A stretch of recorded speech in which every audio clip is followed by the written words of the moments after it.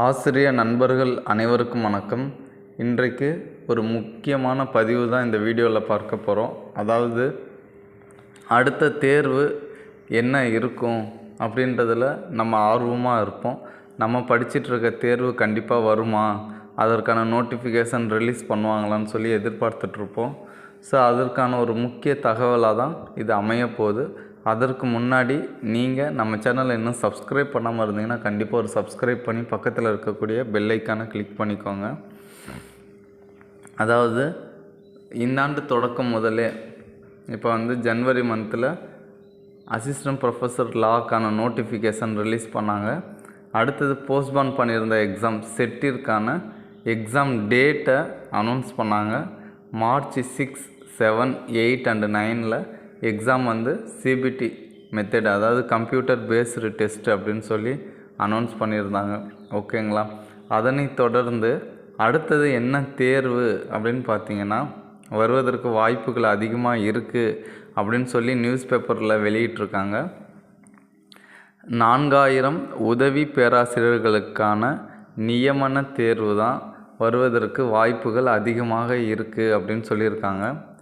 என்ன காரணம் அப்படின்னு பார்த்தீங்கன்னா, லாஸ்ட் இயர் இந்த அசிஸ்டன்ட் ப்ரொஃபஸருக்கு நோட்டிஃபிகேஷன் ரிலீஸ் பண்ணப்போ என்ன சொல்லியிருந்தாங்க அப்படின்னா, செட்டு பாஸ் ஆனாலும் பாஸ் ஆகலினாலும் என்ன பண்ணலான்னா இந்த எக்ஸாமுக்கு அப்ளை பண்ணலாம், அதாவது உதவி பேராசிரியர் எக்ஸாமுக்கு அப்ளை பண்ணலாம் அப்படின்னு சொல்லி ஒரு ஆப்ஷன் கொடுத்துருந்தாங்க. அதாவது அந்த செட்டு எக்ஸாம் கண்டக்ட் பண்ணி சப்போஸ் அதில் பாஸ் ஆகிட்டா, தேர்வு பெற்றுட்டா, இந்த எக்ஸாமில் நம்ம என்ன பண்ணலாம், நியமன தேர்வுலையும் தேர்ச்சி பெற்றால் நம்ம வேலைக்கு போகலாம் அப்படின்ற ஒரு காரணத்துக்காக தான் அவங்க கண்டிப்பாக என்ன பண்ணியிருந்தாங்க, செட் எக்ஸாம் எழுதினாலும் இல்லை எழுத விண்ணப்பித்தாலும் நம்ம என்ன பண்ணலாம், இந்த எக்ஸாமுக்கு விண்ணப்பிக்கலாம் அப்படின்னு சொல்லியிருந்தாங்க. ஓகேங்களா?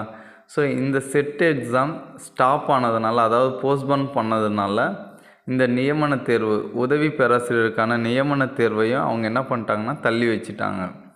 இப்போ மார்ச் 6, 7, 8, 9 செட் தேர்வு வருவதனால அடுத்தது இந்த உதவி பேராசிரியருக்கான நியமன தேர்வு கண்டிப்பாக வரும் அப்படின்னு சொல்லியிருக்காங்க.